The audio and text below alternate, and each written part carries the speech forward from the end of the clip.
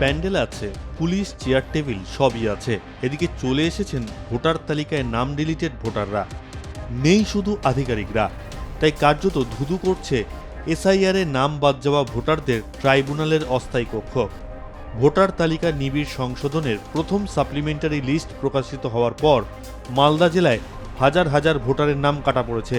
নির্বাচন কমিশনের নির্দেশিকা অনুযায়ী যাদের নাম বাদ গিয়েছে তাদের জেলা প্রশাসনিক ভবনের ট্রাইব্যুনালে আবেদন জানাতে বলা হয়েছে। কিন্তু বাস্তবে দেখা যাচ্ছে প্যান্ডেল খাটিয়ে ট্রাইব্যুনালের পরিকাঠামো তৈরি হলেও সেখানে অভিযোগ শোনার মতো কোনো আধিকারিক নেই। বুধবার সকাল থেকে ভোটাররা ভিড় করলেও ট্রাইব্যুনাল চত্বরে দেখা মিলল কেবল হাতে গোনা কয়েকজন নিরাপত্তারক্ষীর। ট্রাইব্যুনালের জন্য তৈরি করা হয়েছে জেলা প্রশাসনিক ভবনের পাশে বাঁশ কাপড় দিয়ে প্যান্ডেল। সকাল থেকে অসংখ্য মানুষ আসছেন এখানে তাদের নাম জমা দিতে, অথচ এখানে দেখা যাচ্ছে নেই কোনো সরকারি কর্মী, অথচ এই প্যান্ডেল জোগাচ্ছেন সাধারণ যারা পুলিশ কর্মী রয়েছেন তারা বসে রয়েছেন। তাদের কাছে প্রশ্ন করা হলে তারা জানাচ্ছেন তারা কিছু জানেন না এখানে কখন আধিকারিক আসবে বা কখন যাবে, আদৌ আসবে কিনা। মালদহ বিধানসভা কেন্দ্রের ভোটার মোহাম্মদ জাকির হোসেন বিশ্বাস এক মর্মান্তিক অভিজ্ঞতার কথা শোনালেন। তিনি জানান 2004 সাল থেকে তার নাম ভোটার তালিকায় ছিল। সম্প্রতি তাদের 7 ভাই বোনের নামে শুনানির নোটিশ আসে। পরিবারের সবাই সঠিক নথিপত্র জমা দেওয়ার পর তাদের নাম তালিকায় উঠলেও রহস্যজনকভাবে জাকির হোসেনের নাম সাপ্লিমেন্টারি লিস্ট থেকে বাদ দিয়ে দেওয়া হয়েছে। একই অবস্থা সুলেমান শেখ, মোহাম্মদ সারফারাজ আনসারির মতো অনেকের। আমি জেনুইন ভোটার একজন 2004 থেকে। এর আগে অনেকগুলো বিধানসভা, লোকসভা, জেনারেল ইলেকশনে ভোট দিয়ে এসেছি, কিন্তু লাস্ট এসআইআর ফর্মও ফিল আপ করেছিলাম। তারপরে দেখা যায় আমার এসআইআর বাবার 6 বা আরও অধিক সন্তান রয়েছে, তারা বাবা হিসেবে আমার বাবাকে এসআইআর ফর্মে অ্যাপ্লাই করেছে। সেই হিসাবে আমাকে নোটিফিকেশন জারি করা হয় হিয়ারিংয়ের জন্য। পর্যাপ্ত ডকুমেন্টস নিয়ে বাবার ডকুমেন্টস এবং আমার যা যা রয়েছে, ভোটার, আধার, প্যান, ইভেন আমার পাসপোর্ট ডকুমেন্টসও আমি জেরক্স কপি দিয়েছিলাম।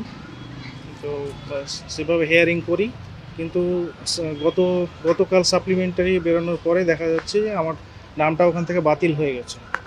আমার ভাই বোন আরও যারা ডকুমেন্টস সাবমিট করেছিল তাদের নামটা যথেষ্ট তাদের নামটা অ্যাড হয়েছে, কিন্তু আমার নামটা বাতিল হয়ে গেছে।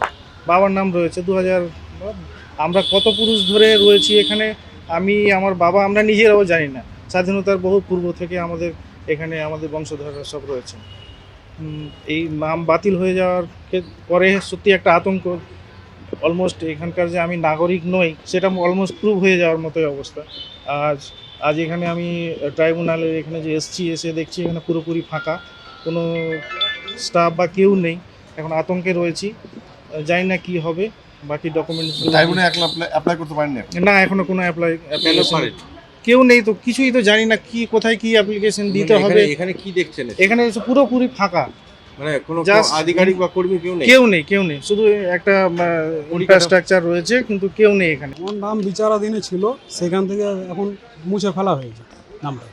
তারপরে এখন এই ট্রাইব্যুনালে কি দেখলেন? সে তো এখানে দাঁড়িয়ে আছি, কিছু দেখতে পাচ্ছি না। কাজ হলো না, কিছুই নাই, কেউ নাই তো এখানে। কার সঙ্গে করে কাউন্টার তো আছে, কাউন্টার কইলো দেখেন তো। মানে এখানে কি দেখছেন? এখানে আমরা বাস গাড়া আছে, প্যান্ডেল হয়েছে, আর লোকজন তো কাউকে দেখতে পাচ্ছি না।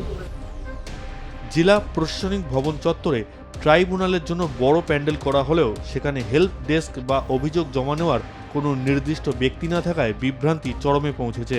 ভোটারদের প্রশ্ন, যদি অফিসারই না থাকেন তবে প্যান্ডেল করে লোক দেখানো ট্রাইব্যুনাল তৈরির মানে কি? বিশেষ করে সীমান্ত জেলা হিসাবে মালদায় ভোটার তালিকা থেকে নাম বাদ পড়া নিয়ে রাজনৈতিক চাপানুতোর তুঙ্গে রয়েছে। এমন পরিস্থিতিতে প্রশাসনের এই নিষ্ক্রিয়তা সাধারণ মানুষের ক্ষোভকে আরও উস্কে দিচ্ছে। আমি আমার অ্যাডভোকেটের সাথেই এসেছিলাম। এখন আমার বাড়িরই লোকের এবং আমার আশেপাশের লোকের অনেকেরই ট্রাইব্যুনালের নাম কেটে আছে, ঠিক আছে, নাম ডিলিট হয়ে আছে। তাই ট্রাইব্যুনালে এসেছিলাম, কিন্তু এখনও ট্রাইব্যুনালের কোনো কিছুই করা হয়নি। এখানে অফিসে গেলে অফিস এদিক ওদিক করছে, কিন্তু কিছু হয়নি। এখন এখানে পুরো রুম করা আছে, কিন্তু কেউ কোনো অফিসার অ্যাপয়েন্ট করা হয়নি। বলছি আর তো হাতে সময়ও নাই বেশি দিন। অলরেডি 3 দিন 72 ঘন্টা ক্রস হয়ে গেছে। 2 দিন মধ্যে শনি রবি ছুটি, আবার আবার রামনবমীর ছুটি 5 দিন 7 দিন এরকম ক্রস হয়ে যাচ্ছে, কিন্তু ওখানে 15 দিনের মধ্যে ট্রাইব্যুনালে অ্যাপ্লাই করার নিয়ম আছে, কিন্তু এখনও ইলেকশন কমিশন পুরোপুরিভাবে কোনো কাজ করে উঠতে পারছে না। কতটা আতঙ্কে আছেন? মানুষজন প্রত্যেকেই আতঙ্কে আছে, কারণ যখন ভোটার লিস্টের কারণ ভোটাধিকার কেটে নেওয়া হচ্ছে মানুষ, তাই মানুষ প্রচুর আতঙ্কে আছে। আমাদের কাছে প্রায় সবাই ফোন করছে, প্রত্যেকটা বুথ থেকে 100-150 এরকম নাম কাটা আছে। মালদায় সবথেকে বেশি নাম বাতিল হয়েছে সুজাপুর, হরিশ্চন্দ্রপুর, চাঁচলে। একজন আইনজীবী 5 থেকে 6 হাজার জনের হয়ে ট্রাইব্যুনালে যাচ্ছেন, যাদের নাম সাপ্লিমেন্টারি তালিকায় ডিলিটেড, তারা বা তাদের আইনজীবীরা এসে ফিরে যাচ্ছেন।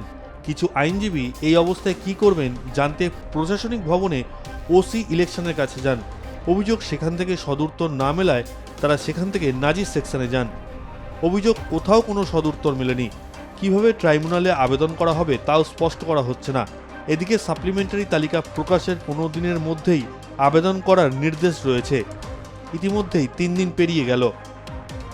ইভেন আমার কাছে 1000 অ্যাপ্লিকেশন রেডি ছিল। আজকে যখন আমি এখানে আসি ইলেকশন সেলে, যে আমরা কোথায় অ্যাপ্লিকেশনগুলো জমা করব, মানে অ্যাপিল যে করবো ডকুমেন্টসগুলো কোথায় জমা করব, তো এরকম ইলেকশন সেল থেকে আমাদের ঘুরানো হয় যে না আমাদের কোনো এখনো জাজ নেই, আমরা জানি না কি করতে হবে, আমরা নিজেরাও জানি না, আপনি যতটা জানেন আমরাও অতটা জানি, আপনি কালকে আসুন। তো আমরা আবার কিছুক্ষণ ওয়েট করলে আমরা উপরে যাই এস্টাবলিশমেন্ট সেকশনে, ওরা বলে যে না এই জায়গাটার লোকেশন বলে যে এখানে হয়েছে। যখন এখানে আসি, যে পুলিশ অফিসারগুলো ছিলেন এখানে, ওনারাকে জিজ্ঞেস করলে বলছেন না আমরা তো ট্রাইব্যুনালের জন্যই আমাদের এখানে পাঠানো হয়েছে। তারপর আবার ইলেকশন সেলে যাই, যিনি ওসি ছিলেন, ওসির সাথে কথা বললাম, উনি পরিষ্কার বলছেন যে আমরা কিছু জানিই না এই সম্পর্কে, আপনি যতটুকু জানেন আমরাও অতটুকুই জানি। তবে শুধু মালদহ নয়, রাজ্যের 19 ট্রাইব্যুনালগুলিতেও কম বেশি একই চিত্র দেখা যাচ্ছে। সেখানেও চেয়ার টেবিল থাকলেও আধিকারিকদের দেখা নেই, হাতে সময় খুবই কম। এই চরম অব্যবস্থার মধ্যে নিজেদের নাম কিভাবে নথিভুক্ত করবেন তা নিয়ে দুশ্চিন্তায় রয়েছেন ডিলিটেড ভোটাররা। কমিশন সূত্রে খবর, ট্রাইব্যুনালে জুডিশিয়াল অফিসারদের বসার কথা, কিন্তু ঠিক কবে থেকে তাঁরা এই প্যান্ডেল ঘেরা কাউন্টারগুলিতে বসবেন তা নিয়ে জেলা প্রশাসনের পক্ষ থেকে বুধবার সন্ধ্যা পর্যন্ত কোনো স্পষ্ট আশ্বাস পাওয়া যায়নি। এরপরে মালদা জেলার প্রায় 50 থেকে 100 কিলোমিটার দূর থেকে বহু মানুষ আতঙ্ক নিয়ে তারা আসছেন এখানে। তাদের যারা বিচারক রয়েছেন তাদের সাথেও তারা আসছেন এখানে, কিন্তু এখানে থেকে তাদেরকে চলে যেতে হচ্ছে প্রথমে জেলা প্রশাসনিক ভবনে। সেখানে গিয়ে সদুত্তর তারা পাচ্ছেন না, তারা কোথায় নাম জমা দিবেন তাও তারা বুঝে উঠতে পারছে না। মালদা জেলায় হরিশ্চন্দ্রপুর, চাঁচল সহ একাধিক যে বিধানসভা রয়েছে, সেখানে কিন্তু এই বেশি নামের ডিলিটেড এসছে, অর্থাৎ নাম বাতিল রয়েছে। সেই সব এলাকা থেকেই যারা আইনজীবী রয়েছেন তারা কিন্তু 500-600 জন করে এই ট্রাইব্যুনালের জন্য তারা আসছেন জেলা প্রশাসনিক ভবনে, অথচ এখানে নেই কোনো ব্যবস্থা। প্যান্ডেল করা হলেও কোনো আধিকারিক নেই, কখন বসবেন তাও কেউ বলে উঠতে পারছে না।